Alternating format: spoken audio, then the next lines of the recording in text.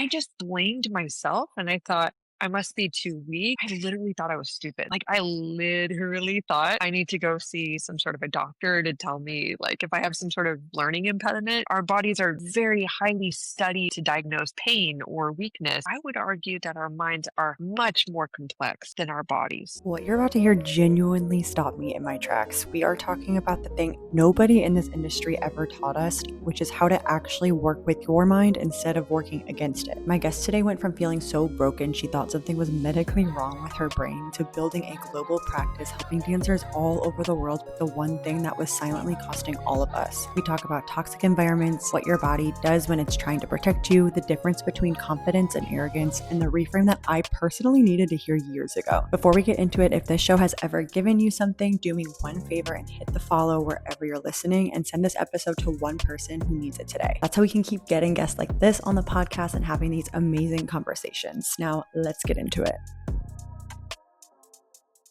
Welcome back to Kicking It Real. I am here with Kirsten Kemp. She is a former professional ballet dancer at Oklahoma City Ballet, turned founder of the Confident Dancer and High Performance Mindset Coach. She helps dancers with the mental side of performance through her many certifications and has spent years speaking about it to dancers and companies all over the world. So, Kirsten, welcome to Kicking It Thank Real. you. So Happy to be excited. here. I'm so excited for this. This is like the most aligned ever. I can never imagine, but we're going to get into it right away. What have you been kicking it with lately?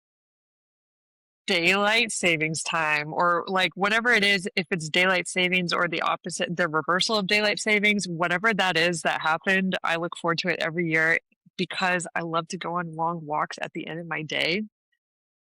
And so that's what I've been kicking it with, is the best Yeah, instant mood boost that I can go on a walk in the sunshine after dinner.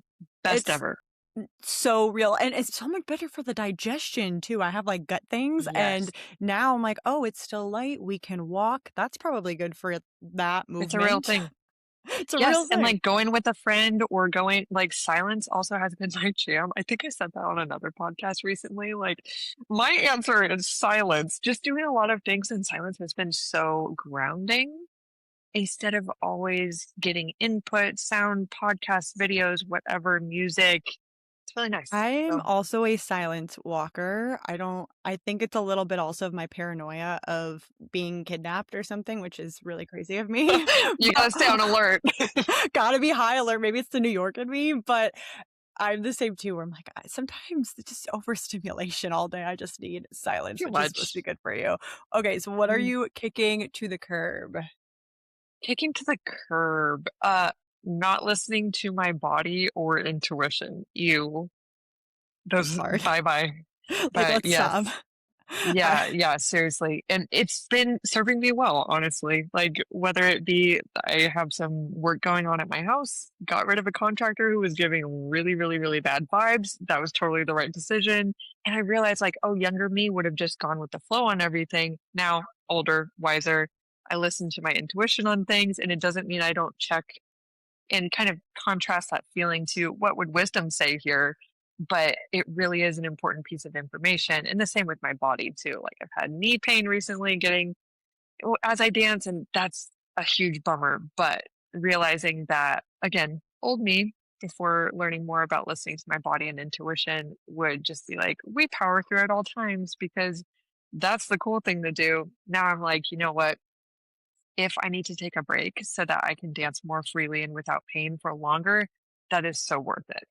So worth it. And that anti hustle vibe and also non-dance related, but the contractor thing, I don't know about you, but I used to be very nervous to be vocal, which I think comes with Yeah. the age as well, where you're like, actually, I make the rules, you're working for me, goodbye. Oh, true. Yes. And I'm all about being respectful. However, some people, they give you reasons to have concern, and it's within your right to pay attention to that.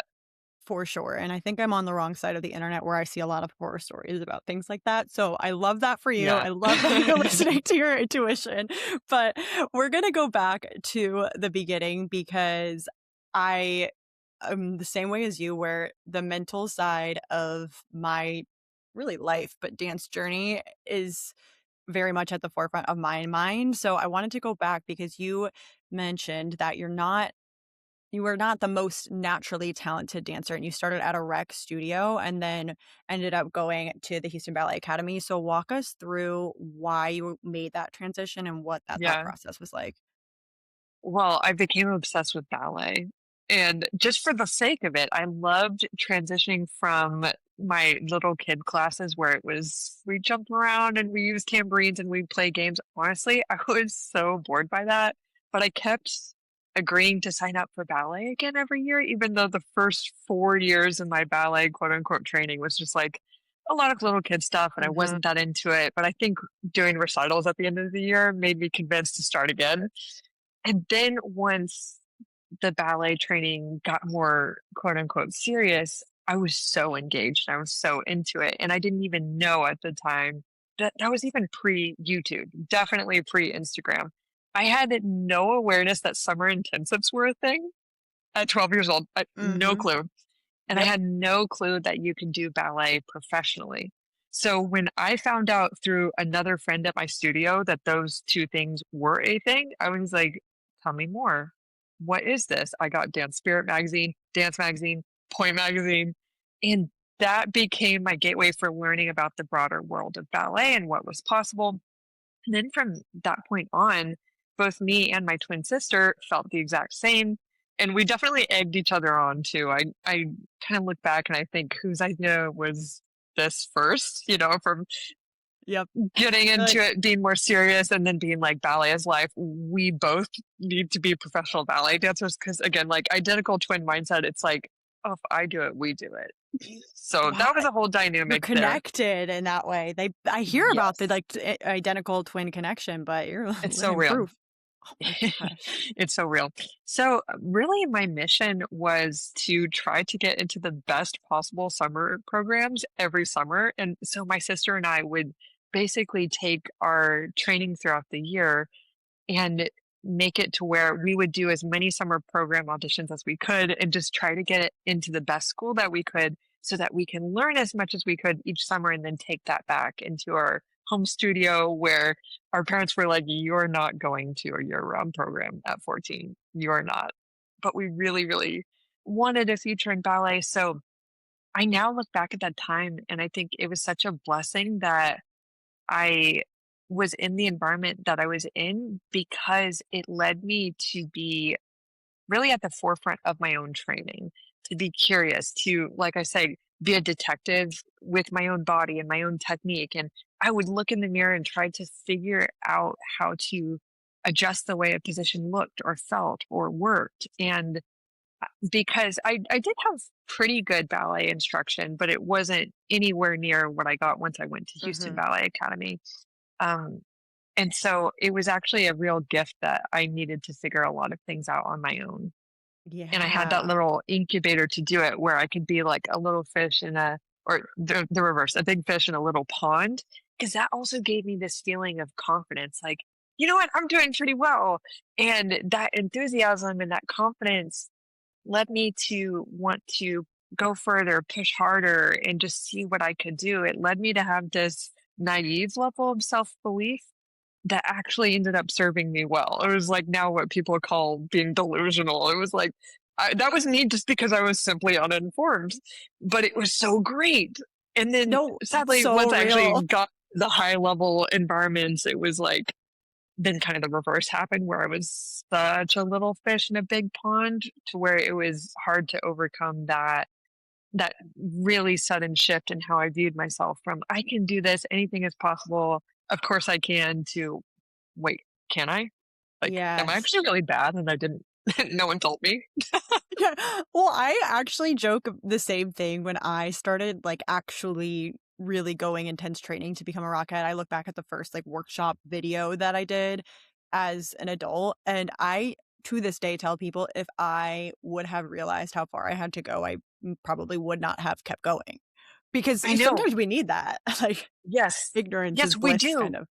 We do. And this is why I feel very strongly that my um disconnection from a lot of information was a huge blessing to me at that age because now I see dancers who are even 12 years old and who are placing at YGP, placing at these competitions, but still experiencing huge amounts of self-doubt and self-criticism and like, I don't think I can do this. I don't think I can become a professional. It's like you're 12, you have more affirmation that this is working out for you than I ever had, but because they're on Instagram or TikTok and they're seeing the best of the best seemingly up close, it makes them feel so much further from the results they want to Yeah. see than I ever felt just because I didn't know. You're like, "I didn't even know that you could be a professional ballerina when I was 12. Like, I just figured it out then." And Oh you're my gosh, already thinking so I far couldn't ahead. do the splits. I couldn't do the splits until I was 14. Like, I I don't love yeah. telling people that because I sound like a complete loser, but I love it. I love it I don't think because it's like, I've never had my middle splits. I I I've don't never even done know it. if I Yeah. really ever had my left splits. Like, there was maybe, like, a small portion of time where I could kind of really fake it pretty believably, but that right Mhm. splits only when I was older, which Nice. now it's like you have to be able to do all these tricks and things, which is I know. a whole 'nother topic. So you already kinda said Yeah. that it was kind of just being dropped into that big pond, little fish kind of vibe, and Mhm. how long do you feel that took you to overcome during your time at Houston Ballet, or did you ever overcome that while you were I there? did not overcome it while I was there. It got a lot worse when I was there. I will say the first year that I was training at the academy, I was in the second highest level, and I actually had a really great time. I improved so much, so fast, and I was just so enthusiastic. And this is where it's just true that the love of something, anything that you do, if you truly, truly love to do it, you will approach what you do with enthusiasm, and that enthusiasm will carry you. It will make you desire to do the hard things that are required to be at a certain level of mastery. And so that enthusiasm really carried me, and I was so excited to be there. I felt so lucky. I felt like, oh my gosh, I'm making it. My dreams are coming true. Like I was at this tiny studio. I never would have thought I could get into a place like this. Mhm, And so I was really excited. The second year, the tone dramatically shifted because unfortunately, I was working under the instruction of a teacher who, I'm just going to say it as it is, was extremely unhealthy and um, honestly emotionally abusive. Just to be totally frank with you, mm. totally frank, I felt very guarded in my language for many years about this, but looking back on it, it made total sense why I just crumbled the second year. And I'm not here to just solely blame that whole experience on that teacher. However, I did not have the ability to cope with it at the time. I shifted from feeling very confident to incredibly doubtful of myself, overwhelmed with stress and performance anxiety. I had no trust in myself. I was constantly like in my head, don't mess up. Oh my gosh, what if I mess up? Like I'm so fixated on trying to protect myself from getting yelled at for making a mistake that I couldn't actually focus on what I was doing. And I went from being known as this very smart dancer. I always knew what I was doing, knew the combination, Mhm. quick learner, very bold. And then I just completely went the other way. I shrunk, I stiffened, I consistently made little mistakes all the time and looked like I didn't know what I was doing. But it was because I was in this extreme, like, fight, flight, freeze Mhm. cycle in my nervous system. And I was so in my head, and I just simply did not know how to operate in an environment that was that fear based. Do you feel like Um, in the moment you realized that was happening, or you just were spiraling downward? I had very little awareness of psychology and the mind. And so, honestly, I could see that there was something in my mind that was going on and it was really affecting me even health-wise, physically. Like I got weird injuries left and right. Like I was always injured the whole year. And now, with what I know about self protective behaviors and subconscious self protective mechanisms, I now know that my body was producing injury to try to get me out of that environment, which is a whole rabbit hole. Like 19-year-old me had no idea about any of this. And now I know Wow. so much about the mind body connection and how these issues manifest. Um, because yeah, it was pretty amazing that I was very mentally healthy and strong that first year, and I had no injuries. I was doing 2 technique classes a day, the second all on point, 32 fuertes at the end, like, dancing all day, and then the second year, I suddenly couldn't handle any of it. Yeah, like, there's very few differences in your probably environment Mhm. other than a certain teacher or outside environment, Yeah. I should say, rather than Yeah, the it was the inside environment. environment. Right, right, and No. so I didn't know what was going on in my mind. So I had no ability to really empathize with myself and see, like, this is actually a pretty clear cut pattern of how not everyone responds to these environments in the same way, but I can now see it made perfect sense why my mind and body responded in that way. And it was Yeah. entirely self protective. Um, and so at the time, I thought something was wrong with me. And that's really the most devastating thing, that kind of flipping it around, it makes it so meaningful that I get to support dancers now and really give them very practical information that I lacked at the time. And so I just blamed myself and I thought, I must be too weak. I must be, I literally thought I was stupid. Like, I literally thought I need to go see some sort of a doctor to tell me, like, if I have some sort of learning impediment. That's I'm not crazy, but, joking. like, That not is at what I you, thought. but that is Yeah. that this is a podcast episode's not about me, but I can heavily relate to that in the professional world for me. That is very interesting to hear because you have the literal knowledge now of the physical manifestations is very, very Mhm. intriguing to me, and I'm sure someone listening to this could maybe start to, like, see some signs, and also, what would you give advice to someone if they're like, "Wait, maybe this is kind of sounding like it could be me." What do you think the difference is between an environment that, is not demanding, maybe, expecting really has high standards for their dancers because I think that's important, but then I feel like the line to cross over to toxic and mentally abusive is kind of thin and hard for people to see.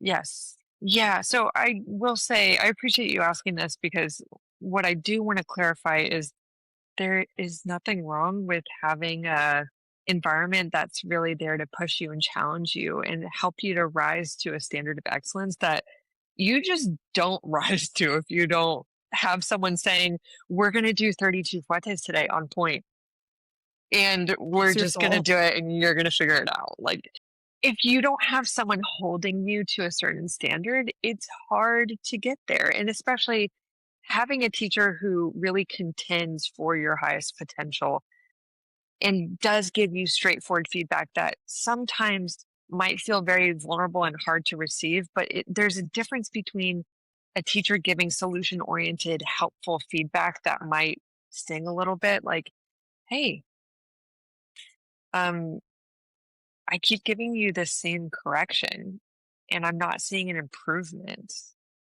What what is happening? Like, what do you need to understand Yeah. what's not making sense so I can help you?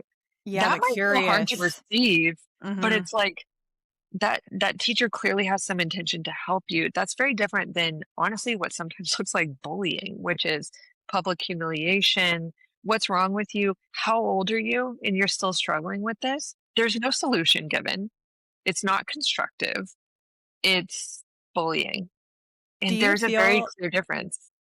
not to I mean, every situation's different. Do you feel that maybe that comes from a lack of leadership skills in teachers? Because I found directors, Yeah. teachers, whatever, sometimes maybe this is just me coping as well, but I'm like, it just feels like they don't know how to give a solution, which is shouldn't be Yes. put on the dancer, but that's what I find a lot of the time where I'm like, I just don't think you know how you want me to do what you think you want me to do. Right. Right. Yes. So certainly there is an element to it where there's a lack of having leadership skills and communication skills. Like if more teachers just shifted to being more solution oriented in their Mhm. language instead of just, you did this wrong, stop doing that. No, it's okay. I'd like you to rotate your heel forward more. Use your glutes. Mm. See, exact, Yes. precise language solution. It's Yes. not shaming, it's straightforward, it's helpful. And then there are some times where it is good for the student to do their own critical thinking. So saying, here's the result I want you to achieve, workshop that in your own body. I want you to challenge yourself to come up with a solution. That's Yes. valid too. But it's different than setting a student up to either work out of fear by saying, if you don't do this, you'll never make it. Okay, fine lines here. Sometimes, like, Drama. hey, if you don't show up to class, yeah, fair. But if you're doing that to fear monger, or like I've experienced getting yelled at for drinking water, and it's like, good lord, my physical therapist told me I'm super dehydrated. Just like trying to drink, and it's like, you could never get to Swan Lake with the rate you drink water. It's like, oh, literally, that was done to me. So it's like, Not the that's water. not that's not helpful. It's not helpful. Okay, if you would like me to challenge myself to pace my hydration differently, fine. But like, it doesn't need to be this. I'm just gonna yell at you seemingly for no point. Well, like you So there's a said, difference. there's like the tough love conversations of if you're not showing up to class, you're not gonna get better, you're not gonna make it in this Yeah. career. But also the drinking water is like just not even valid. That's not even valid. That's Right. bullying. Like anyways, Right. I'm getting a little ahead of myself in this, but one more question before I go back into your journey. Do you feel like you'd ever go into the teacher director training side of things? Because I don't know. I know you work with dancers right now, how to overcome it, but I'm like, dang, maybe you need to go teach some teachers. So I have thought of it. If I did do that, I would I would want to partner with people who are, and I actually did reach out to someone about this at one point, someone who is trained in organizational and behavioral psychology, like the psychology of how organizations work, Mm, how effective leadership works, different leadership philosophies, because of course there are many different mhm, philosophies on how to effectively lead and motivate people. There's not just one right way, although there is a spectrum of more or less helpful for sure. sure. um, so I have considered it. Right now, it doesn't feel like my calling, but I do like to dip my toes into that world every now and Yeah. then to see like who's up to good work in that area.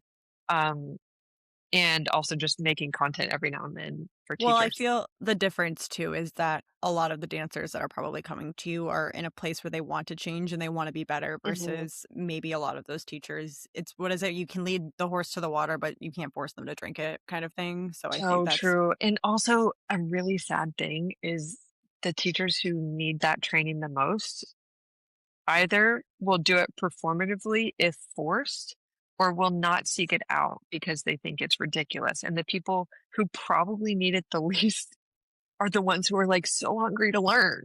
yeah, because they wanna be I'm like, better and they understand it, yeah. Anyways, I yeah. digress, let's go back. Your change from you went from Houston Ballet to University of Utah, and your experience there was a lot different. So Talk to much us better. about, yeah, why that happened, was environment and you and what you kinda learned through that. Yes. So I noticed an immediate 180 once I got there. I Once I got to the University of Utah from Houston Ballet, I went from having, like I said, no self trust, thinking I was the problem, feeling honestly very broken in my spirit and my body, to even having my physical pain go away within 1 month. Again, The Had connection between the mind and body is powerful. I had you went seen a from doctor before? yes, but And, we like, didn't find any effective resolutions to what I was doing because it was or what all I oh was my experiencing. gosh. Yeah. Yeah, Okay, sorry. yeah, and certainly there was a structural element to the damage that was created in my body. I mean, I still live with that. There's the origin might have been psychosomatic, but it still created a real physical change in my Right. body, that I still have to do consistent, like, physical therapy for and stuff like that. Um, but once I got to the University of Utah, I had the immediate support of my professors. I had this powerful feeling that I was valued, that I was believed in, that I had potential. I was given help on how to get even better, but also affirmation of what I was already doing well. And that just gave me a completely renewed sense of confidence and energy. Um, that really helped me to push harder and work more. Like I talk about how our mentality really creates the energy with which we approach our training and our dancing, and it's that energy is like fuel. So if you're coming from this mentality of I can't trust myself, I have nothing to offer, um, I'm not a good dancer, I'm not good enough, all these things, the fuel is usually we're pushing from a sense of striving out of fear, out of lack, inadequacy, and that's exhausting. It often feels Sure like is. this heaviness in our body or Mhm. stress, tension, weakness, versus if we have this mentality of, um, I have value right where I'm at and I'm always enhancing it. Of course, I have good things to offer now and I have further to go. It's not a binary thing like good, Mhm. bad, where you reach a certain level and you're good enough. I am capable. I can trust myself to handle challenges. I can do hard things. Even if I make a mistake, I can recover from it. That kind of mentality that's strong, it's confident, it's also based in reality. It creates this energy that is the kind of fuel it helps us to have vitality and Yeah. you know what I'm talking about, like, when you just Yeah. have this, like, both ease but power in your dancing that you get to put into it, it's amazing. And it's just it creates good artistry too, so Yeah. I was experiencing that. Like I said, my physical pain pretty much went away. I was not injured my whole college experience, That is which was wild. I crazy. had, like, for sure, little pains, like, I need to set out of jumps because my Achilles hurts, everyone has stuff like that. A l overuse a little Nothing bit major. more. Yeah. Yes, yes, and basically, I saw that the Pygmalion effect is something that gets played out in reality, which is basically the Pygmalion effect. If people don't know what that is, it's the psychological phenomenon that describes that basically the level of belief that a teacher or leader has in their students or subordinates is going to become a self-fulfilling prophecy in the student's results. So if the teacher believes you have lots of potential, you're a beautiful dancer, you can do this. I know you can handle this role. And it's coming from a real genuine place. That student is much more likely to behave in such a way that makes it come true. So that's what I experienced exactly in my experience at the U. And I'm so grateful to all those professors who gave me a space to mess up without drawing conclusions about me as a person, as a dancer. Like they just helped me to move forward, move on. And it was so constructive for me that I had this renewed sense of confidence. And that shift really made me curious about the power of our minds. That's really where that seed got planted because I was That like, was my next question. what the actual heck just happened to me? I went from feeling like a total broken loser to superstar student. Like, You're what? you're like, "I was literally going to doctors to help myself mentally, and now I'm, like, actually fine." And it is so unfortunate that that is such an outlier experience. Like, you're so Mhm, shocked by that, and I'm sure because of your work too, you are more aware of how many situations there are out there in the dance world that is not like that, and it's just it's really nice for me also personally to hear you. I've always felt that and agreed with that, but I know you actually like have science and legitness behind it. So I'm like, yes, I was valid. When you graduated then, you obviously had that rejuvenation back into you to start auditioning. Was there ever, this is a two-part, was there ever a point when you were transitioning from high school then to college that you then maybe started doubting if you even just wanted to dance? And then how did that differ or contrast in post college than going into professional auditions? Yeah, I always knew I wanted to dance. I never doubted that, and that was one thing that really kept me so encouraged when I was in that dark year at Houston Ballet. By the way, I'm not trying to put down Houston Ballet Academy. I took so much No. like, Yep. literally, they set me up for a career that I could not have otherwise had if I didn't have Well, training like that. and also not So, one person doesn't make the whole program. So no, no, no, yeah. I have notes. I have notes for the organization, but I value them as a whole, Yes. and there's certainly something important that they're doing there. So just needed to say that. But one thing that really encouraged me is that I did see a lot of my peers at Houston Ballet actually, and this is not a judgment on them at all. It was just I was noticing that my class started with 19 people at the beginning of the year, and then it was 13 or 11, something like that. Like it was very normal that at the top level, which is the level I was in my second year, it's very normal that people would quit, at least when I was there. And or they would realize I just don't love dance enough to deal with how hard this is. And so, um, I noticed that even with the hardship I was experiencing, my love of dance never died. And so that it was even the feedback I got at my year end meeting was, "We can tell you love to Oh, dance." So well, that ended up being something I recognized about myself. I yeah. can use that as an asset. That's actually, an aspect to my artistry that I can really play up and enjoy and lean into as like, what a gift that I undoubtedly love dance so A much. 1,000%, because I say that to people a lot too, and you said it in such a nice way where sometimes maybe it sounds a little negative when I say it, but I always say if you don't love dance, don't pursue it because it is so So difficult and hard. you have to love it. And also, I mean, good for those however many that Yeah, came to that realization and in yeah. a high school setting, it's also a blessing because I don't know Mhm. about your college experience too, but I know a lot of people from my college dance program didn't go on to dance, and that's Yes. totally valid because it's really Mhm. difficult. But then, I'm sure now it's like, wow, I kind of wish I figured that out earlier.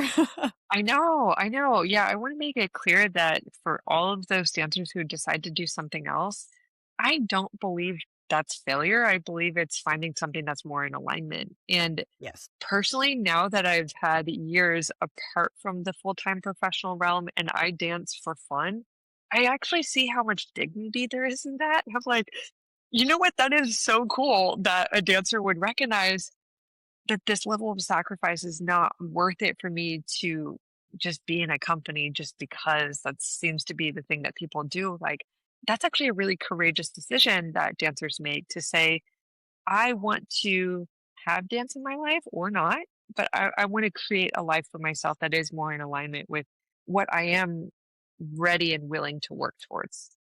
Man, I needed to hear that a few months ago when I stopped dancing. Mhm. No, but that is very, very real. So you ended up Yeah. you that love kept you going, and Yeah. how many let's get logistical. How many auditions did you have to go to? Were you like a shoe in to Oklahoma City Ballet? What was that process like for you, both physically and mentally?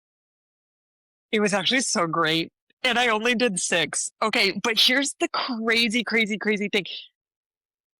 I wasn't some, like, mega talented YGP star, like, "Oh, obviously, I'm gonna get a contract everywhere." Like, I've never been a prodigy.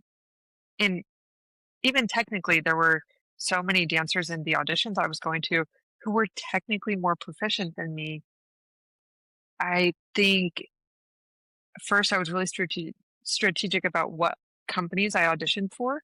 so that I wasn't just wasting time and money going to places that were not going to be aligned for me artistically, or I knew they were looking for a shoulder dancer. I'm 5'8.5". So a lot of companies, it also kind of made it easy in a way. They have on their website, don't audition if you're over 5'6" or 5'7". So I'm Like, like, noted. great, awesome. Well, that made it easy. I don't have to fly across Yeah. the country for that. Great. Um, and then I also was so thankful that, and I recommend this to any dancer, I asked for a meeting with two of the professors who were both the most well connected in the ballet world. And also, they knew me the best and had worked with me the closest. So I knew they were invested in my success. They knew what my strengths were as a dancer. And I asked them to go over my list of companies I was considering and give me feedback. And I said, what company should be on my list that's not? And actually, it was Oklahoma City Ballet. And I had one of my professors, God bless her, Jan, Jan, she if you're get, listening. she's the best. She's the best. So she actually told me, she was like, you need to put that company on your list because I think they would match your style. And I know two dancers who have gone there, and honestly, you match up with them pretty well. So like, you should go. So I'm like, oh, okay. And she was right. She was right. I auditioned for 6 companies. I got 2 offers for like, come to our summer program and we're considering you for an apprenticeship, or the second company. And then I was able to space it out to where I went to both summer programs. It was an 8-week long haul that summer when I was like 22 and so over that whole thing. But I made it through and I got an offer from the first one. So it was nice to go into that second program and realize Yeah. that I already had an offer. So Yeah. it was a huge relief. But yeah, Oh that my audition gosh. season was actually amazing because that's when I really leaned into like, how powerful can my mindset be in this process? And I had this whole epiphany of like, you know what? So many dancers treat audition season like it's miserable.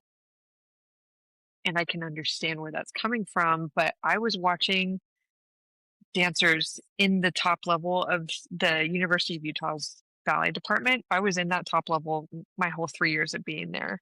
And so I got to see every year the graduating class. And I kept seeing these dancers who I knew had never been to a company audition before, projecting onto the springtime, this is going to be terrible. And so I had this actual epiphany one day. It was like one of those moments where I remember exactly where I was. I, Mhm. again, knew like pretty much nothing about psychology at the time, but through observation, I had this epiphany that these dancers who had never experienced this before for themselves had already decided in their mind how the audition season was going to feel for them. And so it would be that because they've already decided, but they've decided based off of hearsay. Yep.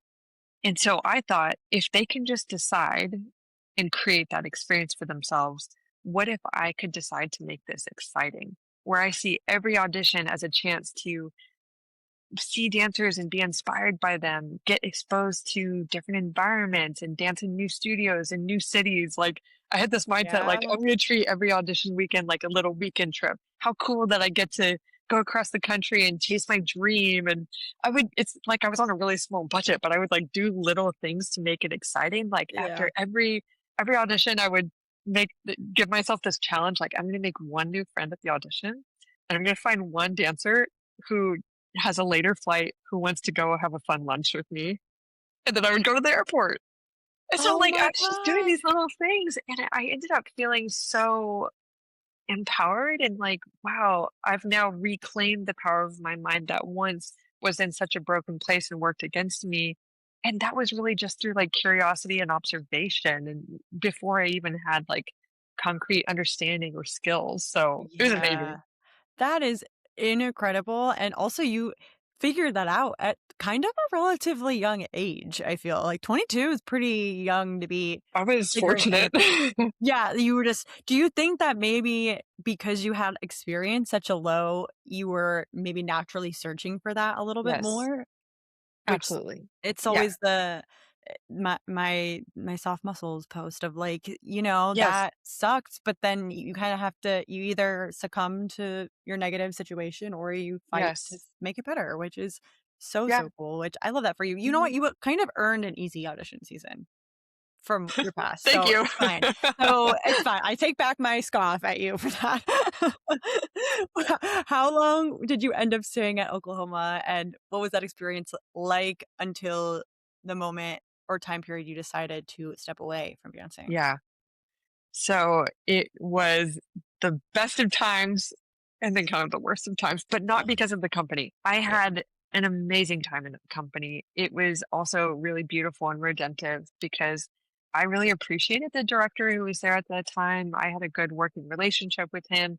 Um, I got to do some fun dancing. I did Serenade. I um, got to go on tour with the company for Nutcracker. And so I had these really fun. meaningful experiences. I loved my friends I made there. It was so cool to go from training to just getting to dance all day and focus on the work. And I loved the pace of our classes. Like it Mm, wasn't, let's stop and talk about it. Okay, idea, yes. do it. I loved that. Like just The being in the jour flow of what I love to do. That's something people don't think about when you go to college. There is so much stopping, which it's because it's a curriculum, Yes. so you have to stop more, Yes. but you're like, "Now I'm cold. We just talked for 15 minutes about Yes. this." Literally, it's Yeah. so hard to do your best dancing when you're like, start, stop, start, stop. So I Did loved you that. When you were dancing, did you feel any of that pressure, or maybe even in college too? Because I know you had great experiences in both, but I know I felt this, and a lot of dancers feel a difference when you're dancing for a grade and to be paid to dance versus when you're in a rec situation, or if you're just at a high level studio when you're growing up in a regular high school. So it's not for a grade. Yeah, I wouldn't say I felt a huge difference in my actual dancing or mentality behind it. Probably because I was so affected in my mentality from that teacher at Houston Ballet. I kind of learned to better detach from what was going on in the external environment and like what the motivational structures were there. And I learned to be more intrinsically motivated. I set my own intentions, I set my own goals for how I wanted to dance, what quality I wanted to present. And that was that kind of shielded me from feeling Yeah. like, oh, my dancing and my mentality, the way I think, it's going to be so affected by these differences in how the environments were set up. Yeah. But I And you understand if it's different for others. Well, and you also maybe the environment was a bigger factor that maybe people realize Mhm, is that they don't give enough credit to if they're not in a supportive environment that makes mhm. you feel free and safe to do those things, that it can affect people more than they realize. Yeah, yeah, What point were you had an injury? yes, and that was the worst of times part. I was very, very happy there, and I felt like my dream had come true. I was excited to advance in the company, but sadly, the old knee injury that started, um, well, it happened at Houston Ballet. It kind of started before that, but not very seriously, and then it just kind of I had different episodes in my career of this thing coming up, Yeah. and so sadly, the I had some tearing in my patellar tendon in my right knee. That was part of the issue. And then also just like my patella, the kneecap, just was not at all sitting in the right position. And so it was creating this consistent tearing that was very hard to overcome because it would like tear, repair a little bit, tear, repair a little bit. And also like the cartilage in my joint had become literally I had to get surgery to clear up it was an arthroscopic surgery to clear up the cartilage, and I saw the photos of the inside of my knee and it looked like a fur carpet. Your cartilage should be smooth. Mine was, Oh, oh, it was so bad. It was so bad. But yeah, I ended up um pushing through knee pain and not getting an MRI, not getting it explored. I just kept trying to push through from January all the way through the end of our season and around May, I think. So months and months. I was pushing through sharp pain. I was starting to compensate. My quad had gotten so weak from trying to like compensate and use the back of my leg too much to accomplish movement to where then it made the recovery so much harder. I told myself like, oh, I was going to come back for another season, and I did. But I told myself, oh, well, this healed quickly in the past after I struggled with it for a while. So I'm just going to take this summer. I was very naive, and I'm going to like magically heal over 2 months, and then I'm going to come back, and it's all going to be great. I'm going to keep going, no problem. But the body has its own timeline. Yeah. So I came back for the second season. I was cast in Swan Lake. I was cast in another ballet. My casting looked good. I was so excited to just get back into it. And I ended up having to back out of the show. And I got surgery a week later because I just had this moment where I was like, I can't do this. I'm lying to myself. I was putting a leg warmer over my leg to try to like pretend I could straighten my knee all the way because the pain was so severe that I was like trying to avoid straightening my knee fully. Like it just got to the point Ugh. where I'd feel like nauseous because the pain Yeah. was so severe. So I took a step back, and then somehow this is not advisable, but I got surgery in September and then I performed Nutcracker in December. It was such a bad idea, but I didn't know that was going to be my last show.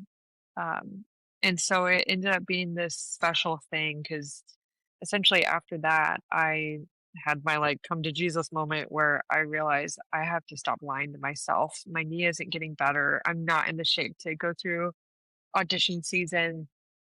I worked through all the different scenarios in my head, and it just didn't seem wise at all Yeah. to keep pretending I continue to make a career out of this without giving myself adequate time to heal with no time pressure. Like that was a huge thing once I decided to let it go. Which was literally a spiritual experience we can get into, but no drugs were involved. I'm It was fully curious. like, yeah, okay, well, I'm getting so real on this podcast. Can you get Um, real? I love it. yeah, you're right, right. So, I'm a Christian. My faith is really a central part of my life, or the central part of my life. And so I was, of course, praying about this, like, God, please heal my injury. Please, please, please, please. And that was like all my prayers, like, just heal this, please, please, please, so I can keep dancing. And I wasn't asking, what more do you have for me? Like, where are you guiding me? I was not open to any other answer than it has to be my agenda, my dream for my life. Mm, And I was so scared of asking that question, like, what else could there be? Because I didn't want to hear anything other than my answer.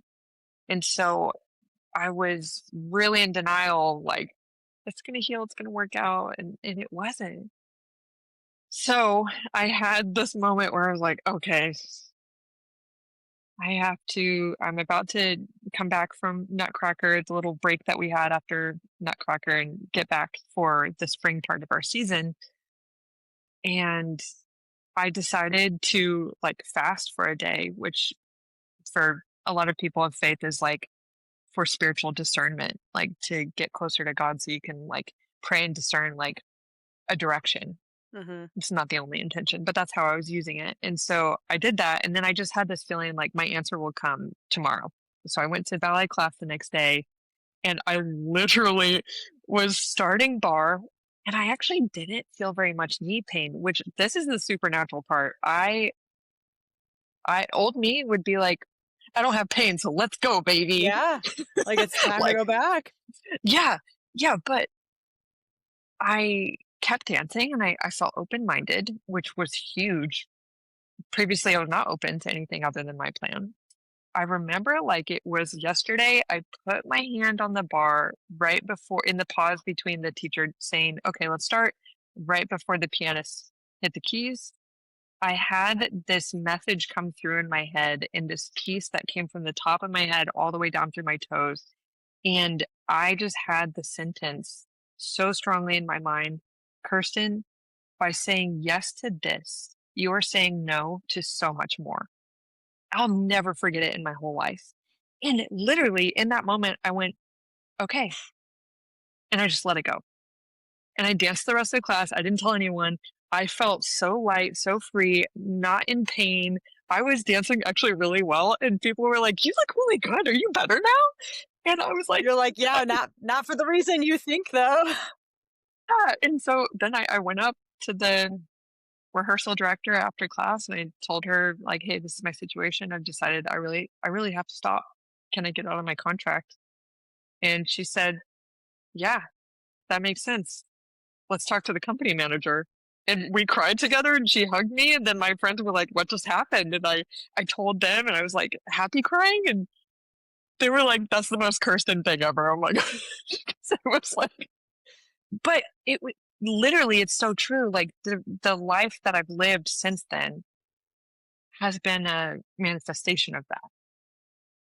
I There's a lot of parts of that story that I am like this about, but Yeah. maybe the craziest part to me is that you immediately after class just you trusted your intuition and gut so much that you're like, okay, there's no like, let's not waste any more time. Let's just, because I think a lot of people would have probably been like, okay, this will be my last season. Like, Yeah. let me push through to the end because I'm feeling better. And then probably along the way, you would have had another like mental battle with yourself because then you're Yeah. like, And oh, should I physical. stay? Well, yeah, of course. Then it would have been like, Yeah. actually, you're staying? Nope, back to the knee pain for you.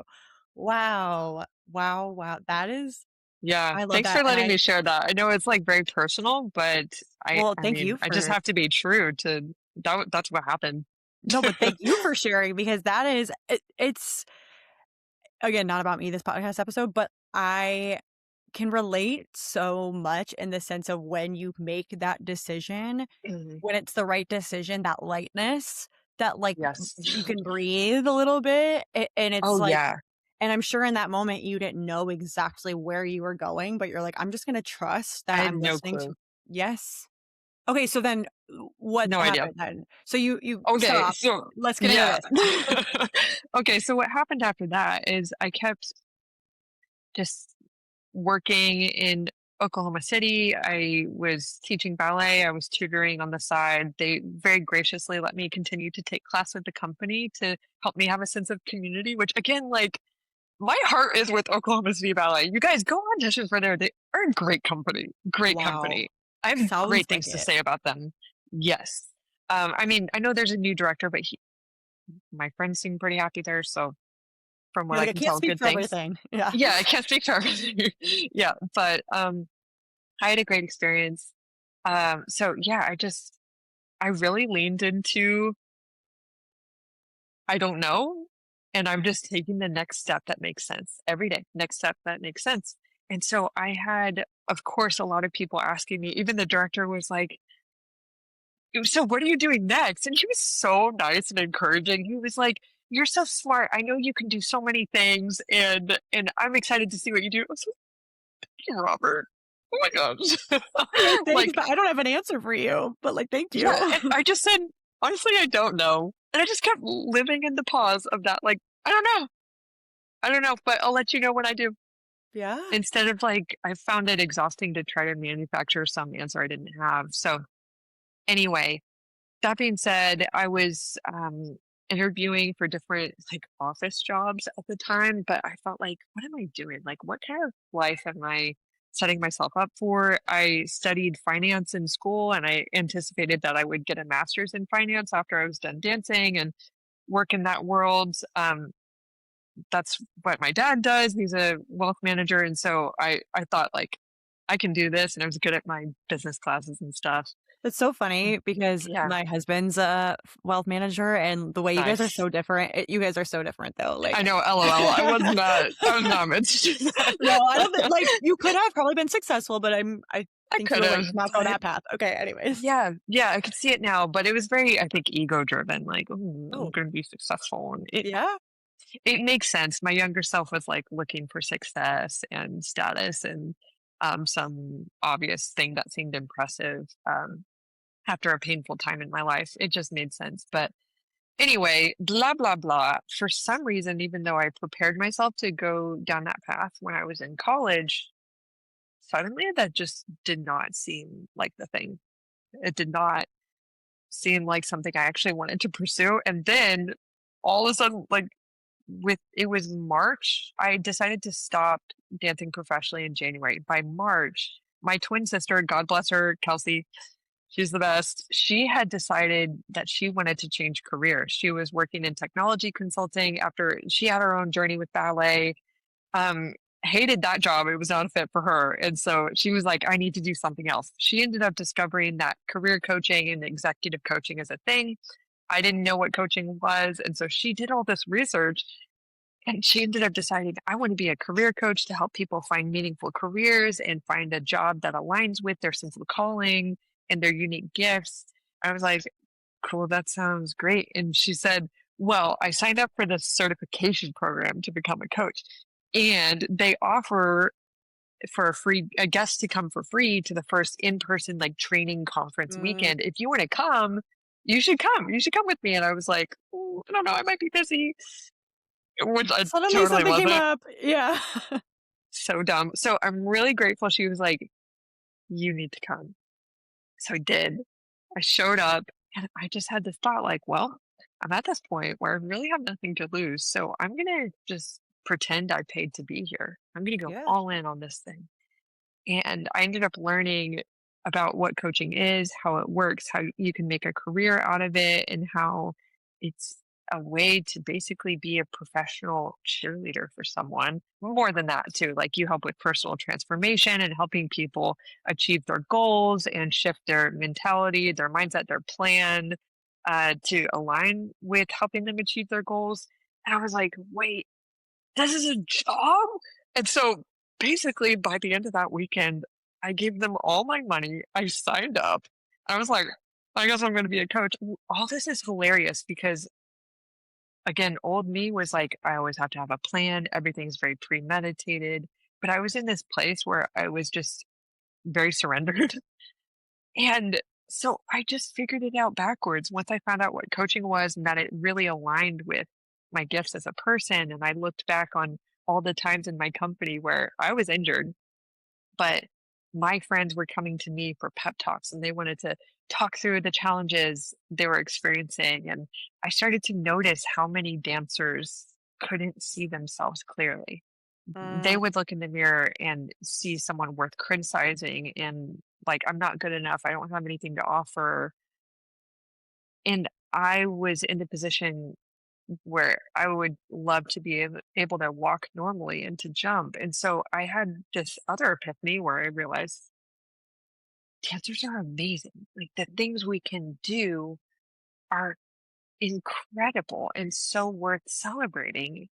And I understand that we have these very particular goals and high standards, but I noticed, wow, as dancers, we get in this little bubble that prevents us from seeing the reality of who we are, what we can do, and how amazing it is.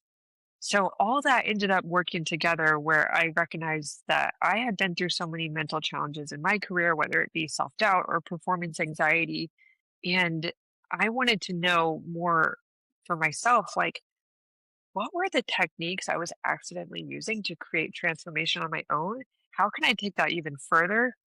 I see so many of my peers could use this. All of us have just been told that therapy is a resource, which therapy absolutely has a time and a place, but it's not usually geared towards doing more of like what sports psychology, performance psychology does, where it helps athletes or performers with performance optimization, confidence, overcoming mental blocks that are inhibiting their performance and quality of life.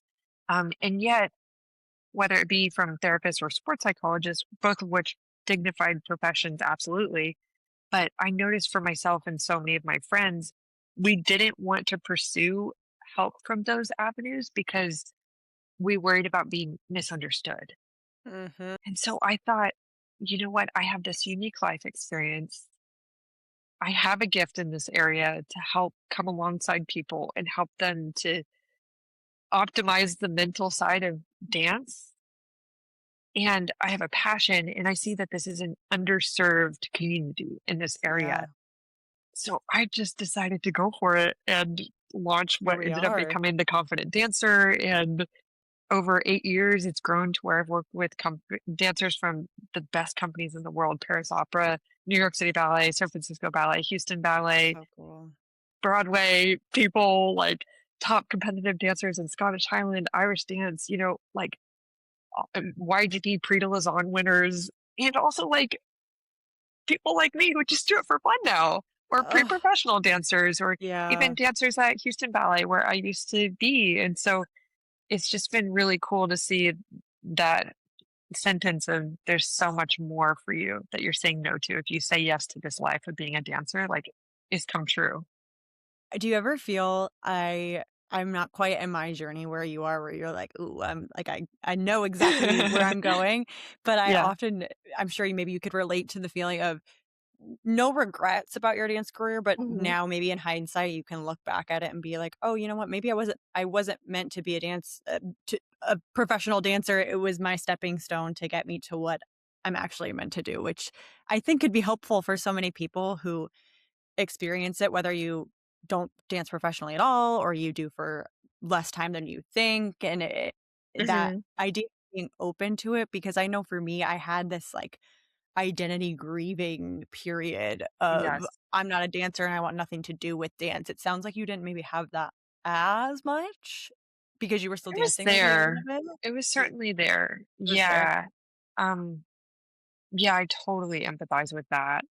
And I've even experienced it in waves as my career got established. Like, there's even like I do my own inner work all the time. And even recently it came up again, like, being totally honest, that there's still a part of me that does feel sad that because the knee issue still does affect me in waves. Like, sometimes it's totally fine, sometimes it's not. Like, there's a sadness there I feel sometimes that I miss being able to, like, throw myself into movement with no inhibitions. I miss that, and there's a Yeah. sadness that can be there. So it's completely valid to grieve a loss, um, and also recognize that in life it's a dance of loss and gain. That I would not have all the gains I have now without certain losses, but I can learn to. It's not like I need to hold that sense of loss with me. I can transform it into Yeah. something. I can honor it by like seeing how I can create an outlet for myself in my life that does suit my physical body at this time. And Yeah. I'll probably, dance freely again and, perform and all that. And I do still perform, but yeah, I just want to normalize that it is a journey that comes in waves of identity, changing your lifestyle, being happy that certain parts of the hard things are not in your life anymore, but then Yeah. also like some of the There's good great parts parts that you were like so missed. great. Yeah. Mhm, 100%. You mentioned too about how you kind of were already doing some of the things that you now have certifications for and you understand on a deeper level, which you also have so many certifications. I was thinking about including them in my intro, but I was like, you know what?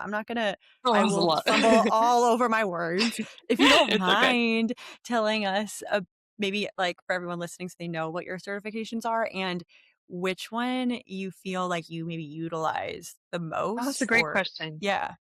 Yeah, yeah, I love that. Yeah, because I'm such a curious person and I'm always learning. And even when I'm not like gaining certifications in different modalities, I'm always learning about them because I want to know what they have to offer. And though I Mhm. really value like ethical boundaries in coaching and like not venturing into um, areas outside of my scope, it's always so cool to learn about Yeah. what are different practitioners and methodologies that are used to help Yeah. people transform, heal, change their minds, perform better, all that stuff. So, what I'm certified in, I started with just like a general professional life coaching certification through IPEC. That was just a really good way to get a foundation of like, what is coaching? How do you do it professionally with like ethical standards and boundaries? I emphasize ethical because coaching is a really amazing field where there are so many possibilities. You can pick your own niche, meaning like you get to pick what audience you serve and what you help them overcome and what you help them achieve. And coaching is really a relationship and a framework where one person is helping another to ask them questions, to challenge them, to hold them accountable, to clarify their goals, to overcome mental blocks and obstacles, to help them get to their goals. So there's so much variety in what coaching looks like in the world, and that's a great thing. But also the downside to it is an unregulated profession, So I've personally worked with some great coaches. I've also worked with some clowns. And that's also just like a Yeah. part of the industry being unregulated. So, that being said, I really valued how my first certification really set me up to know how to do it in a way that really honors the ethics of coaching and honors clients and their experience and well being. Um, so that's where I started. But then I was like, okay, this created a framework for me to use, but for my niche, I really want to help dancers overcome like even subconscious Yeah. blocks. Like, when you consciously are telling yourself, I want to put myself out there and be seen, but you have this strong instinct to shut down or shrink or go in the back, hide. That's happening subconsciously. Like you're not deciding that it's going to happen. It's just involuntarily happening. I wanted to help dancers overcome stuff like that and really be able to create amazing results, like going from extreme performance anxiety to where they almost quit dancing because they have stomach pain or their legs freeze up to completely overcoming it and having joy on stage. Like that's the kind of stuff I That's wanted to cool. do. I was like, if I'm going to do this, I want to do this. So that's where I got really fascinated in neuro linguistic programming, which is a very interesting field. There are parts of it where I will say it's a little kooky, and then some parts where I'm like, that completely tracks with science. It Yeah. makes sense. It works. And I've seen that it works. So it's a really great modality that focuses on creating change on the subconscious and conscious level of the mind. So it gives really strategic question frameworks to help a practitioner train in NLP to very quickly help a person understand what is the either self-protective benefit of the behaviors their mind is automatically producing. Where is that coming from, and exactly what needs to be resolved? Is it like a repressed emotion that needs change? Is it a belief from the Mm, past that needs to be released? Is it could be like parts in conflict, which is a whole thing I can explain. Like we have different parts of our psyche that have sometimes conflicting beliefs or values, and that surfaces as like inner conflict. Like part of me feels uh, this, part of me feels that. So it has, yeah, everyone's felt that. yeah. So NLP gives a great way to help identify that, and it gives techniques that really help address it at the root rather than just like don't think that, think this. Well, I think and that's a lot of the mindset thing that I think a lot of people can't get behind or the manifestation of it because it Yeah. does go deeper than just like, I'm sure it's helpful to look at yourself in the mirror and say, like, "I'm awesome and I'm doing great at what I'm doing," but yeah, there's that actual disconnect of how do you Yes. actually make yourself believe that? That's so interesting. That was my frustration as a dancer. I was hearing, "You have to believe in yourself." And I'm like, respectfully, what the heck does that actually mean? Respectfully, I know how to push through the ground and be grounded through my heel, like, that makes sense, but I don't know like, the Like, tangibility of it, yes. yes, I was getting so annoyed with how intangible the advice was out there. Mm. Like, you gotta be confident. You have to believe in yourself. You have to think positive. It's so funny. People even say think positive, which is like even bad grammar. And it's just like, not to be a You're like, hater, you're but that like, I got frustrated about it because it, the way those ideas were presented, at least to me personally, were like, what's wrong with you? That doesn't work. Oh, it's easy. Like you yeah. just need to do that. I'm like, okay, well that's funny because I'm a pretty intelligent person and I have been trying to think these things, but it's not enough. So what's up? Mhm. So that's where really where Yeah. I got that passion to look deeper and find solutions for dancers that actually work and respect the nuance Ye of everyone's minds. So that's where I yeah. found NLP really helpful, and I'm always learning other things, but those are my No, foundations. those are yeah. What would you say to a dancer then? Because you're so spot on with that verbiage. If you're even in a positive environment, that is usually the verbiage that's used is just like, Yeah. "Be better." And then you're so right when then people are like, "Well, I there's something wrong with me." So what would you say to destigmatize having a coach in that way I feel like in the dance world, we're taught to just be strong and tough it out, and it is what it is. Yes. yeah, it's the same. We can treat our minds the same as we treat our bodies.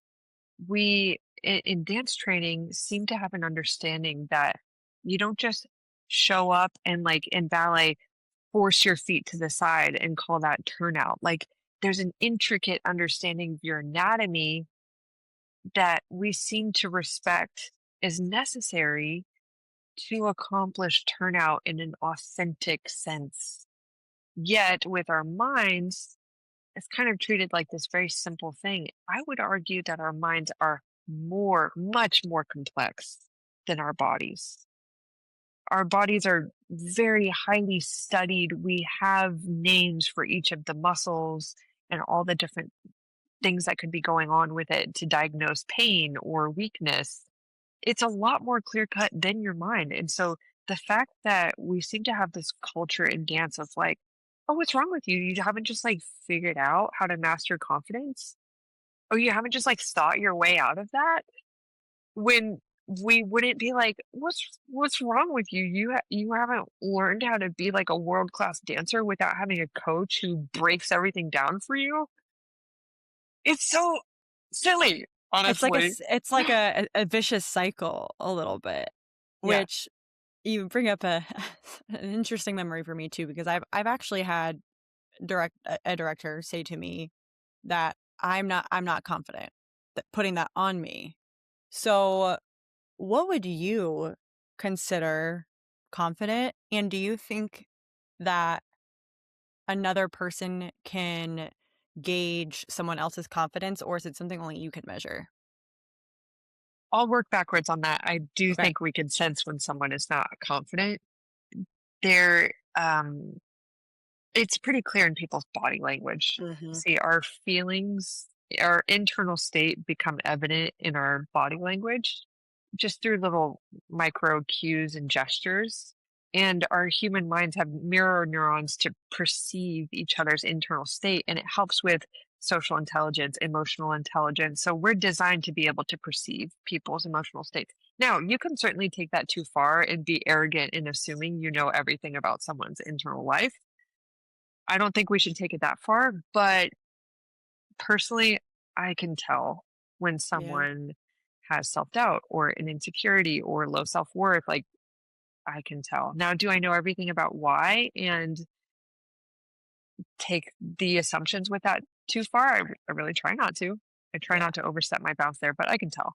So, that being said, it is very common for dancers to get that feedback like, work on confidence. And it usually feels defeating and really unhelpful because it's like, wow, like big that's a Well, big ask. it's a little bit, it's like we talked about the tangibility of, okay, work on your Yeah. flexibility. That's a little more black and white Yes. versus work on your confidence. Like Right. what is that? Yeah.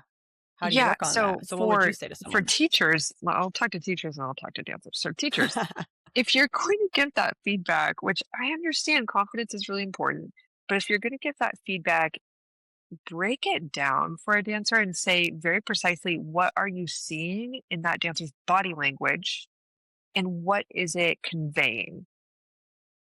Be really granular about it. Like when you perform, I see your eyes go down or they dart around the room. And because of that, it reads as I'm unsure. See, that's very specific. Mm. Yeah, and Instead of that's like, something you you're work not on for confident. sure. Yeah. So it's clear. Or I see that on the sides you stand and you shrink a lot. You cross your arms and it looks like you don't feel like you want to be seen or Mm. you're not occupying the space, or I just see that you're a little timid and hesitant and like your eyes go down so it looks like you're in your head. See, that's much more clear Yeah. than just you're not confident.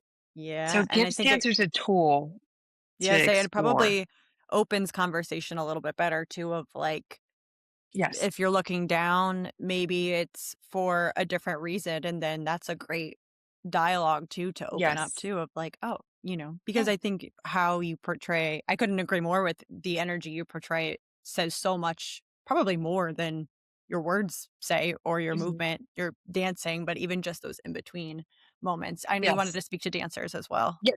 Yeah. Yeah. I'll quickly address that. It's just the inverse. be empowered, even if it's scary, to ask a specific follow-up question, even if you need to walk back up and clarify. I know it's scary, but it reads as I respect being good at my job. I respect this process. I care enough to press in and to ask and to understand. So I often encourage dancers I coach to actually go up and ask them, like, hey, do you have a minute? I just want to ask you more about the confidence feedback so I understand how to apply it. Okay, then that opens up the conversation. You say, can you share with me precisely what you were seeing that maybe in my dancing or in my body language that read as I'm not confident? I want to understand so I can work on it. That then helps you to advocate for yourself and get the answers you need. Don't be afraid to ask a follow up question. If they're unclear, ask for more clarification. I know it's like in dance culture, we often feel like, oh, I just need to no, advocate for yourself. I know it's scary. I Advocate. know. But hey, if they're going to give you feedback like that and your career hinges on it, I personally believe they owe it to you to be clear. And so if Yeah. they weren't clear, you are entitled to go up and ask. You're not being rude. You're not being a diva. You're literally trying to implement the feedback. Yeah. And show That's that you it. So care. just And ask. Yeah. man, anytime I think about things like this, I'm always like, we should be required to take more business classes as dancers because we really we Yeah. are our own business, and Yeah. it's so needed in the dance world, the dance culture, that exact concept of being able to advocate for yourself, because there is so much of that. I don't want to burn a bridge and this and that. But if you Yeah. went to a corporate job, they're saying that stuff all the time and getting promoted, you Right. know? It's just Right. so interesting. What do you define confidence as, especially in the terms of not crossing over to maybe the cocky, arrogant line? I'm this is the hill I will die on. They're not the same thing. So Correct. I love that. very, very simply put, if I've come up with the simplest definition of confidence that I can, which is that it's simply a feeling of assuredness or being sure about something. We say, I'm confident I can pick up this water bottle. What we're saying is, I'm sure I can do it, or I'm confident in my dancing. Usually that's a little more complex, but usually what that means is I'm sure my dancing has value, or I'm Mm, confident in this piece. I'm sure I produce a quality of work that I'm proud of and that I think others will enjoy. So I love to give that very simple definition because then we can extrapolate it out. We can say, okay, well, if I want to be confident in my dancing, what do I want that to mean? And this is where we can get into the difference between arrogance and true mhm. authentic confidence. Authentic confidence, it shows up, in our energy and body language as security, a sense of inner security, meaning you can also be humble. You can receive feedback without going into a defensive, insecure state. Or it not only shows up as secure, but also grounded and expansive at the same time. Like confidence is such a cool state. It's the reason why I picked this to be a part of my brand because I know a lot of professional dancers think they're confident. And I think largely they are. I'm not trying to say you're not or invalidate that, but rather I want to expand our minds to understand more the bigger picture of what confidence is and how it can help us.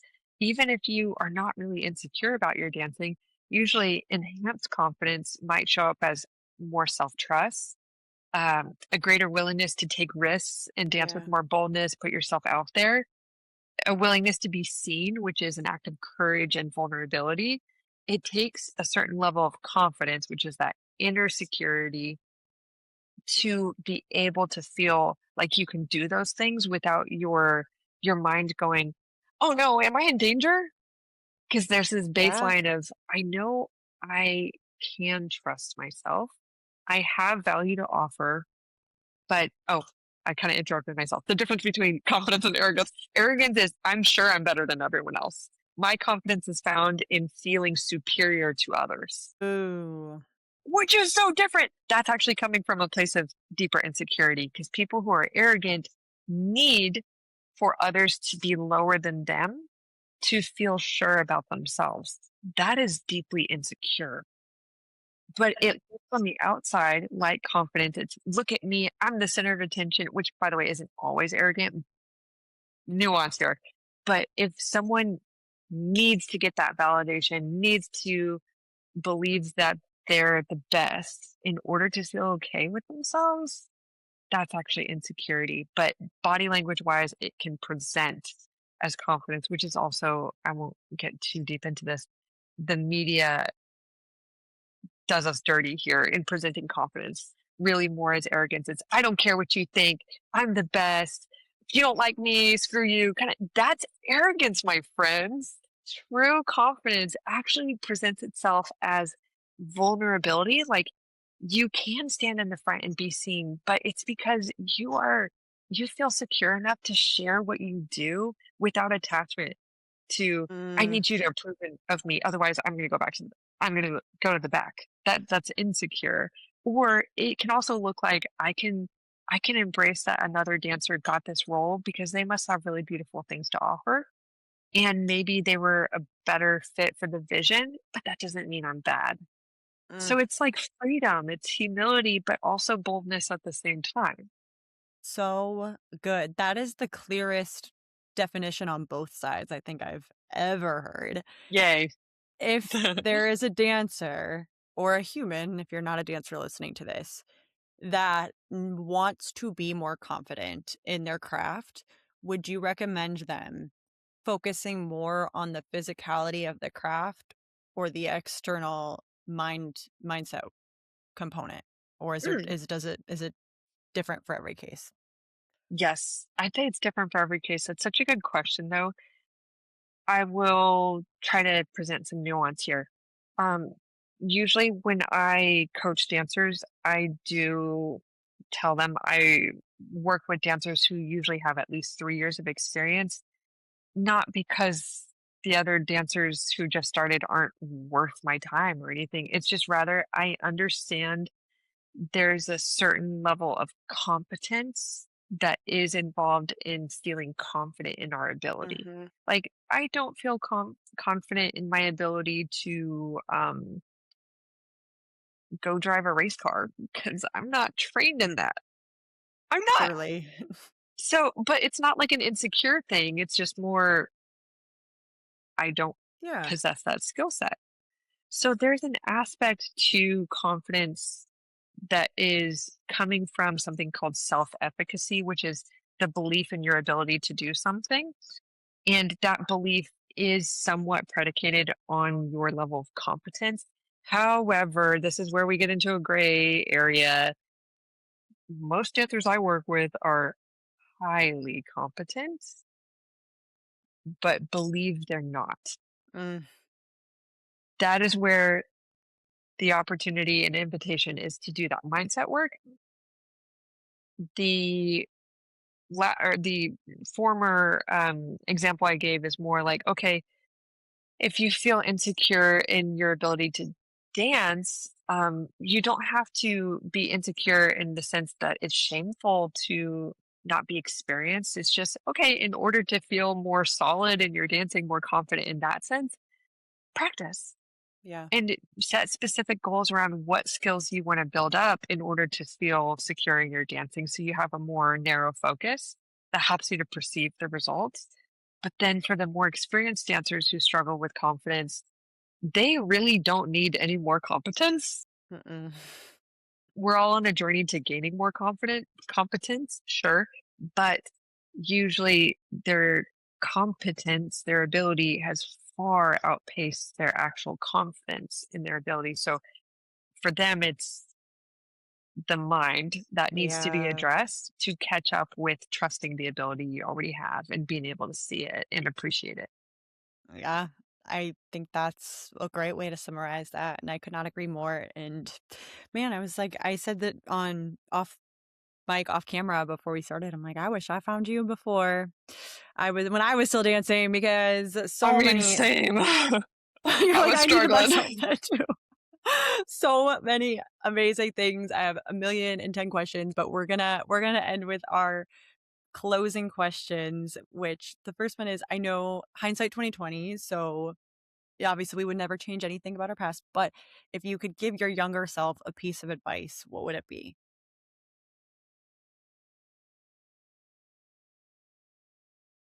Respect and appreciate yourself. Like, be on your own team. It's Yeah. really easy to abandon ourselves in the pursuit of a professional career. Like, believe the person who's really critical of you more than believing the care and intention and work that you've put into it. And the ideas you had about your potential when you first started, it's easy to think that was a lie, but it's not, or not necessarily, you know? So Yeah. I would go back and tell myself, be on your own team. You're the one you've got in this life. The people who praise you and the haters, they will come and go. But it's you and your dancing that you get to enjoy in this one wild and precious life. And Uh, so, like, be on your own team. It pays off, and it's so important. I love that answer. I love that answer. If you have one key takeaway for listeners that they remember, forget everything else, what would you want them to remember? Mm. I didn't say this explicitly, but your mind has an understandable reason for why it does everything. So, why I say that is if you feel insecure about something or you perceive a mental block is affecting you, whether that be self doubt or performance anxiety or whatever, instead of judging yourself for that and seeing yourself as broken or you're the problem, something is wrong with you, rather, I encourage everyone to start with actual curiosity and compassion, asking, what might my mind be trying to protect me from or help me get? That question opens up an entirely different pathway for change than why do I keep doing this? What's wrong with me? As if you shouldn't be experiencing these things. As I understand, it would have been great if I didn't experience extreme performance anxiety and lack of self trust. But when I looked back on that experience after understanding the mind more deeply, it completely shifted my perspective from at the time, "What's wrong with me? I must be stupid," to, "Oh my gosh, that makes all the sense in the world that my mind was trying to produce feelings of danger, danger, get out, because I actually was in a very unhealthy place. So my mind was trying to protect me, and the self-trust was really an internalization of someone else's lack of trust in me. It wasn't mine, and my mind was adopting that just to try to make it by in that environment. So when we understand the why, the what gets more clear. What's next? Yep. And all that compassion. So Mhm. helpful. So helpful. I will link everything in the show notes, but if someone pull out your phones right now, where can they find you on social media and where they can book a session with you? Yeah, so theconfidentdancer.com is my website. It's also kirstenkemp.com, but so many people type Kristen and not Kirsten, so I went ahead and I bought the other domain name, like theconfidentdancer.com. That's just easier. It's fine. So there is my website. You can learn more about my work. Reach out to book a consultation to consider working with me. Or social media, Kirsten underscore the confident dancer is my Instagram. I'm there every day. And my podcast and YouTube channel is The Confident Dancer, which I haven't posted on in a long time, but I have But I'm sure there's literally over 500 backlogs. videos. Yeah. Over 500. She was 16 when she started it, you guys. 16. So we got lots to we can go Yeah. back. I'm gonna go back all the way and find your first video. Love it. Oh Just kidding. no. I won't do that to you. I won't do that to you. Thank you so much. You guys, I already know that you found this helpful. So please comment what you like the best. Send it to all your friends because there is so much greatness in this, even if you're not a dancer and that you need to hear it. So thanks for listening and being here, and we will kick Thank it with you you. next time.